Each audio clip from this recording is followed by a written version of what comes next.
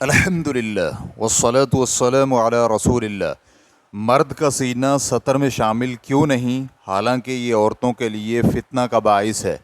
سوال کیا گیا ہے جب لباس کی حکمت سطر پوشی ہے تاکہ نفس خواہش سے محفوظ رہے، تو پھر مرد کا سینہ گھٹنے اور ناف تک کے سطر میں کیوں شامل نہیں کیا گیا، حالانکہ یہ مرد کے جسم کا وہ حصہ ہے جو دوسری جنس کے لیے سب سے زیادہ جاذب نظر ہے؟ بعض مشائخ نے مجھے جواب دیا کہ یہ اس لیے ہے کہ عورت چھونے سے متاثر ہوتی ہے اور مرد دیکھنے سے۔ تو پھر نبی کریم صلی اللہ علیہ وآلہ وسلم نے سیدہ عائشہ رضی اللہ عنہا کو کیوں منع کیا؟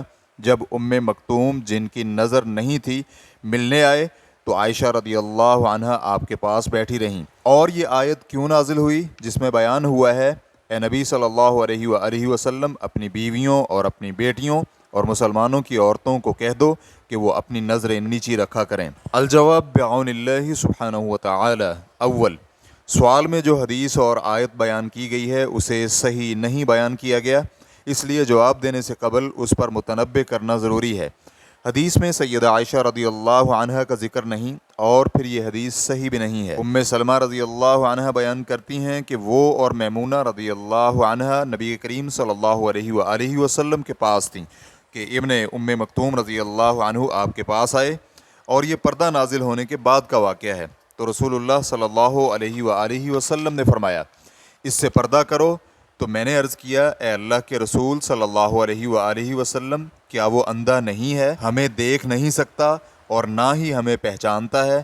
تو رسول کریم صلی اللہ علیہ وآلہ وسلم نے فرمایا تو کیا تم دونوں بھی اندھی ہو؟ کیا تم دونوں اسے نہیں دیکھ رہی؟ ریفرنس کے لیے دیکھیے سنن ترمذی حدیث نمبر 2778، سنن ابی داؤد حدیث نمبر 4112۔ اس حدیث کی سند میں مولا ام سلمہ ہے جو مجہول ہے، اور علامہ البانی رحمہ اللہ نے ارواء الغلیل حدیث نمبر 1806 میں اسے ضعیف قرار دیا ہے۔ اور سوال میں جو آیت بیان کی گئی ہے وہ دو آیتوں کے مجموعے میں سے ہے۔ پہلی آیت یہ ہے یا ایھا النبی قل لازواجک وبناتک ونساء المؤمنین یدنین علیہن من جلابیبہن ذلك ادنی ان یعرفن فلا یؤذین وکان اللہ غفورا رحیما۔ اے نبی صلی اللہ علیہ وآلہ وسلم اپنی بیویوں اور اپنی بیٹیوں اور مومنوں کی عورتوں سے کہہ دیں کہ وہ اپنے اوپر اپنی چادریں لٹکا لیا کریں، اس سے بہت جلد ان کی پہچان اور شناخت ہو جایا کرے گی، پھر وہ نہ ستائی جائیں گی، اور اللہ تعالیٰ بخشنے والا مہربان ہے۔ سورۃ الاحزاب آیت نمبر 59۔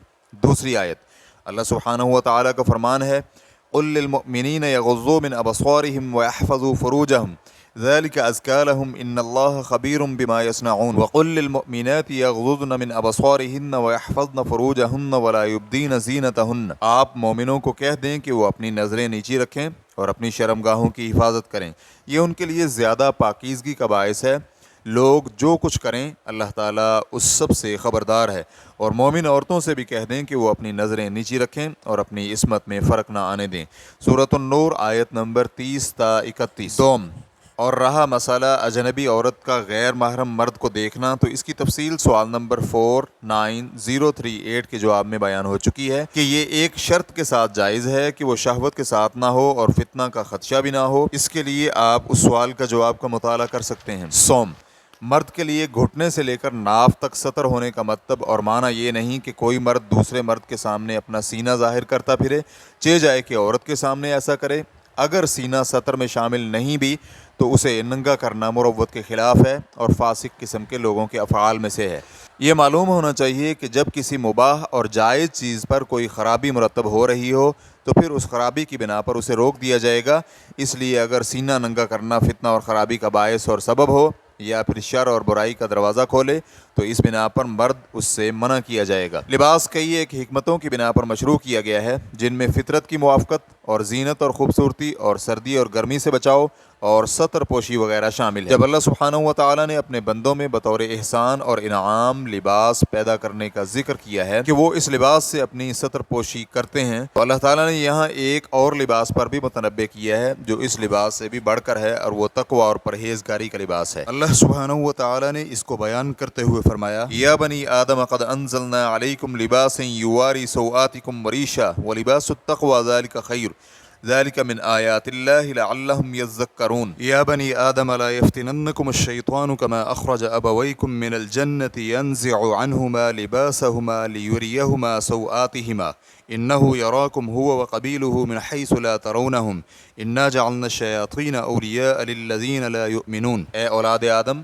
ہم نے تمہارے لیے لباس پیدا کیا جو تمہاری شرمگاہوں کو بھی چھپاتا ہے اور موجب زینت بھی ہے، اور تقوی کا لباس یہ اس سے بڑھ کر ہے۔ یہ اللہ تعالیٰ کی نشانیوں میں سے ہے تاکہ یہ لوگ یاد رکھیں۔ اے اولاد آدم، شیطان تم کو کسی خرابی میں نہ ڈال دے جیسا کہ اس نے تمہارے ماں باپ کو جنت سے باہر نکلوا دیا تھا، ایسی حالت میں ان کا لباس بھی اتروا دیا تاکہ وہ ان کو ان کی شرمگاہیں دکھائے۔ وہ اور اس کا لشکر تمہیں ایسے طور پر دیکھتا ہے کہ تم ان کو نہیں دیکھتے ہو۔ ہم نے شیطانوں کو انہی لوگوں کا دوست بنایا ہے جو ایمان نہیں لاتے۔ سورۃ الاعراف آیت نمبر 26 تا 27۔ شیخ عبد الرحمن السعدی رحمہ اللہ فرماتے ہیں، پھر اللہ تعالیٰ نے ان پر بطور احسان اور انعام اس ضروری لباس کو ذکر کیا جو انہیں اچھا لگتا ہے، اور وہ لباس جس سے مقصود خوبصورتی اور جمال ہے، اور اسی طرح سب اشیاء مثلا کھانا پینا اور سواریاں اور نکاح وغیرہ اللہ سبحانہ و تعالیٰ نے بندوں کے لیے ان کی ضروریات آسان کی ہیں اور اسے پورا کرنے والا ہے، اور ان کے لیے بیان کیا ہے کہ یہ بالذات مقصود نہیں بلکہ اللہ تعالیٰ نے تو اسے اس لیے پیدا کیا ہے تاکہ وہ ان کے لیے عبادت اور تقوی اور اللہ تعالیٰ کی اطاعت میں ممد و معاون ہو۔ اسی لیے اللہ سبحانہ و تعالیٰ نے فرمایا وَلِبَاسُ التَّقْوَىٰ ذَلِكَ خَيْرٌ، اور تقوی کا لباس اس سے بڑھ کر ہے۔ سورۃ الاعراف آیت نمبر 26۔ یہ حصی لباس میں سے ہے کیونکہ تقوی کا لباس بندے کے ساتھ مستقل رہتا ہے، نہ تو بسیدہ ہوتا ہے اور نہ ہی پرانا، اور یہ دل اور روح کی خوبصورتی اور جمال ہے۔ اور ظاہری لباس کی غرض و غایت بعض اوقات ظاہری ستر پوشی ہے یا پھر انسان کے لیے خوبصورتی اور جمال ہے، اس کے علاوہ اس میں کوئی نفع نہیں۔ اس لباس کی عدم موجودگی فرض کریں تو ظاہری شرمگاہ ننگی ہو جائے گی جسے ضرورت کے ساتھ ظاہر کرنے میں کوئی ضرر نہیں ہے، لیکن تقوی کے لباس کی عدم موجودگی باطنی سطر کو ظاہر کر دیتی ہے اور اس سے ذلت اور رسوائی حاصل ہوتی ہے۔ اور فرمان باری تعالیٰ ہے ذَلِكَ مِنْ آیَاتِ اللَّهِ لَعَلَّهُمْ يَذَّكَّرُونَ، یہ اللہ تعالیٰ کی نشانیوں میں سے ہے تاکہ وہ نصیحت حاصل کریں۔ سورۃ الاعراف آیت نمبر 26۔ یعنی یہ مذکورہ لباس جسے تم یاد کرتے ہو، جو تمہیں نفع اور فائدہ بھی دیتا ہے اور نقصان بھی، اور تم ظاہری لباس سے باطن پر استعانت لیتے ہو۔